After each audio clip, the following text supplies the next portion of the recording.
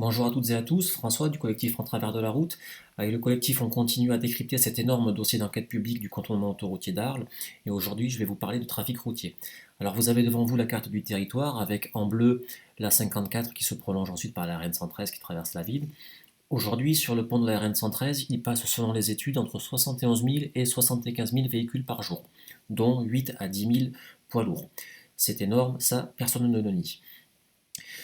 Ce trafic il peut se diviser en deux catégories. Il y a le trafic de transit qui représente environ 45 000 véhicules et qui correspond à des véhicules qui vont faire par exemple Marseille-Montpellier ou plus largement Espagne-Italie. Et il y a le trafic local qui représente environ 30 000 véhicules et là ce sont tout simplement des Arlésiens qui passent d'un quartier à l'autre ou des Arlésiens qui vont travailler côté Gardois ou inversement des Gardois qui viennent travailler sur Arles ou Saint-Martin-de-Crau. Le projet autoroutier prévoit à la base de séparer ces deux trafics, le transit sur l'autoroute et le trafic local donc qui resterait sur la RN 113. Et ce projet autoroutier s'accompagne également d'un projet de requalification en boulevard urbain à deux fois une voie de la RN 113. Pourquoi requalifier la 113 en deux fois une voie?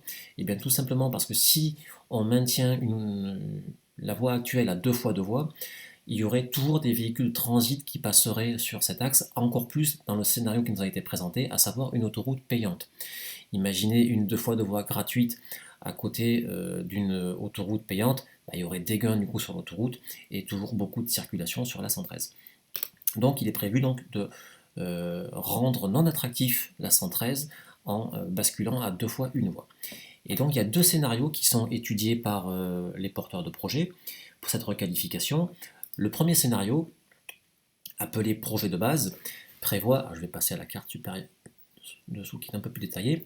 Dans ce premier scénario, donc, on est sur une 113 donc requalifiée à deux fois une voie avec une limitation de vitesse à 30 km/h entre Levissier et Fourchon et avec différents aménagements, notamment des feux rouges à divers endroits.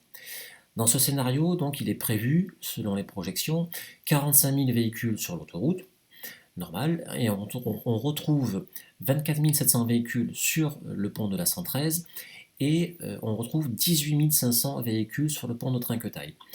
Il faut avoir à l'esprit qu'actuellement sur le pont de Trinquetaille, il y a 10 000 véhicules par jour qui passent.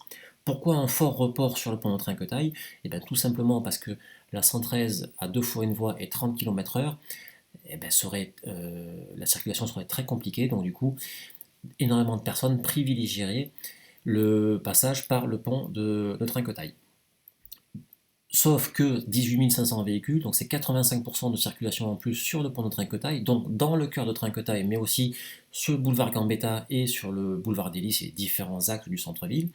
Et donc devant ce constat, il a été réfléchi par les porteurs du projet autoroutier un deuxième scénario de requalification de la 113 qui lui porte sur donc toujours une deux fois une voie, mais une limitation de vitesse à 50 km/h.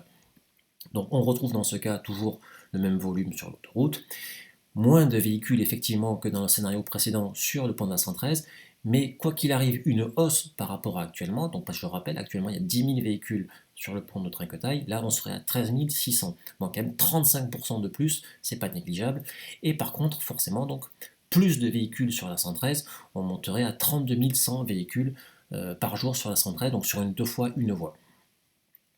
Dans les deux cas, il est prévu une forte augmentation du trafic sur le pont de Trinquetaille, et donc forcément dans le centre-ville, ce qui ne résoudra en rien les problèmes de pollution du centre-ville, bien au contraire.